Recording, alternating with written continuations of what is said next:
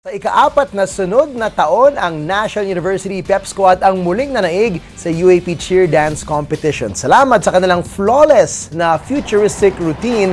Sa katunayan, malayong scores ng second and third placers na FEU at Adamson sa 4P champs. At makakasama natin yung gabi ang ilang members ng NU Pep Squad. Andito ang mga coaches, sina Carl Fabigonia, Ernesto Campo Jr. at ang mga members na sina Gilbert Calunod, Anden Santiago, Marie Jade Batolina, Aiza Aleman at Leonardo Martinez. Balakpakan with energy.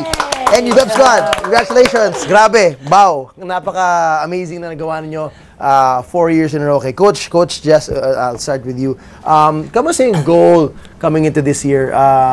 We know that you won 3 straight. Mahirap manalo ng 4 straight.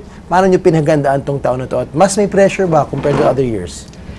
Every year naman may pressure. But then, when we finish yung last year's performance, bumalik agad kami sa gym and we started to do things na pwede namin gawin going into this season. Okay. So, nag-join din kami ng mga competitions like the Nationals and naging part yon para buuin yung team na nag-compete last Saturday. So, it's a year-long process and from the routine and the costume and everything from the audience, lahat yun pinagandaan yun for a year. Grabe. Yun, doon ako namamangha talaga. Like, Maria, I wanna ask you, kamusta yung experience yun? Iba, for most, probably 99% of athletes, when they prepare for a competition, hindi isang araw lang eh, di ba? They have a tournament, may game today, kung matalo today, okay, may pwede pa bukas. Pero sa inyo, it's one day, 5-6 minute routine. 5. That's it. So, anong klaseng pag-pressure yun na paghahanda na isang araw mo lang ipapakita at kailangan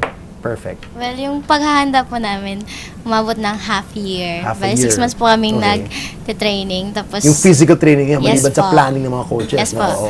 Tapos, yun pong, maliban po sa physical training, yung mga coaches po, kumbaga yung coaches po namin for, yung nutritionist coach po namin, kung paano po nila kami hinanda for, katulad ng vitamins na iniinom namin before training, and then yung conditioning coach po namin kung paano kami pinapalakas. So yun po, naging part po yun para pumabot po namin yung 4P championship. Amazing. Annalyn, anong naiba sa tingin mo? Anong meron ng NU Pep Squad na for the last 4 years kayo ang angat sa iba?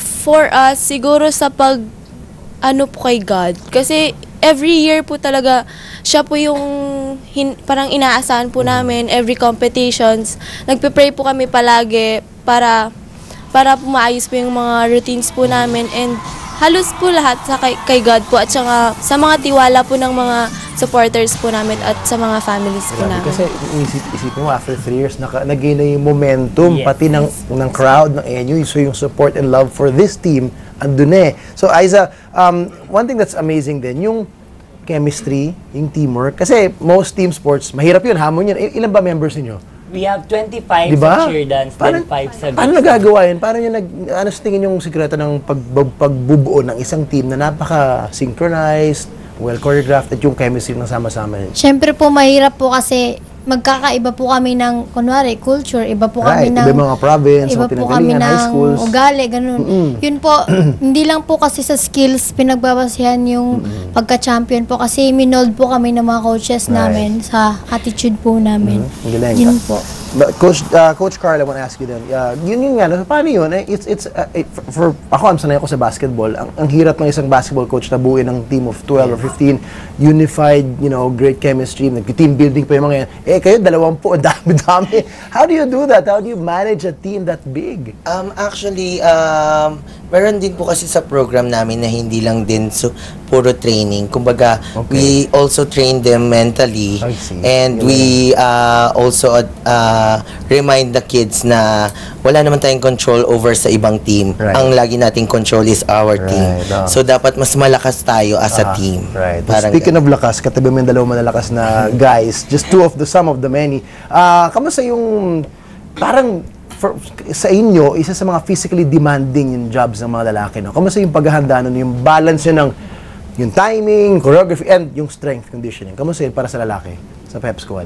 Sa amin, kasi nga po yung may conditioning coach kami. So, malaking tulong yun? Opo. Bali, yun po yung nagpapaano sa amin. Every training namin may everyday, may araw kami na pag-conditioning. Strength training lang. Yeah. Then, Wow, okay. sa ano po, din sa mga sa nutritionist po namin, Okay. yun po. Ganun din. May bibigay din. Leonardo, isa ka pang one of the guys there. Parang through the years, ang dami ng success ng mga cheer dance squads, lalo sa inyo. Kamusta yung respeto ng mga, for the guys, na isang matinding pagsubok ang lalaki sa cheer dance? Hindi lang biro ang lalaki sa cheer dance team, di ba? So, kamusta yun na napapatunayan nyo na hindi biro tong sport na ito para sa lalaki? Para sa akin na as a rookie, yung So, rookie ka lang? Opo. Ito mo? Pinasok mo to? Ito pong sport na to, di po biro yung Correct. sport po namin. Oo. Kasi kada training po namin, di po namin alam yung mangyayari. Right. Ganun Yeah. kasi, nung time na nag-training kami, may mga time na may nababaldog, may na-disgrasya. Correct. Then safety lang talaga. Gymnast ba ang background mo? Ano bang Opo, safe. pinag- Gymnastic. Gymnastic. Yung ba, Coach Jess, I mean, how do you balance it? Kasi syempre may dancing part, may choreography. How do you balance even the recruitment? 4 years na kayo, paano nyo binabalance yung pagbuo ng team in terms of getting the best gymnasts around, and great dancers? Yes. Ano yung overall planning nun? Normally, we get players from palarong pambansa. Okay. So, doon kayo nagbabantay? Yes. Sa gymnastics. Nagiging basis namin is yung tumbling skills nila. And then okay. from that, hindi din naman ganun kadali kasi most of them hindi talaga able magsayaw ng talagang, minsan talaga offbeat talaga yung iba. But then, tsatsagain mo lang talaga. Hindi naman talaga siya nakukuha ng 1 day or a week or a month. Talagang tsatsagain mo sila with dance class para bibigyan mo sila ng right choreography, yung fit para sa kanila, kung ano yung kayang-kaya nila na isayaw. Marie, kamusta ngayon ang pakiramdam sa school? Nung nag-champion kayo ng basketball, andun ako. I was there for your celebration. You were part of that as well. Grabe yun. And I felt the energy ng school. Grabe. Pero kayo 4 straight in a row. Kamusta ang pakiramdam ng pagiging isang NU Bulldog ngayon? Well, nakaka-proud kasi nung pagpasok po kasi namin sa school, binati agad kami ng students and pati din po yung mga teachers. Parang sobrang proud daw po sila sa amin kasi one of the reason daw po yung NU Pep Squad kung bakit daw po dumami yung NU community. Tapos, Dahil din sa success ninyo. Galing. opo.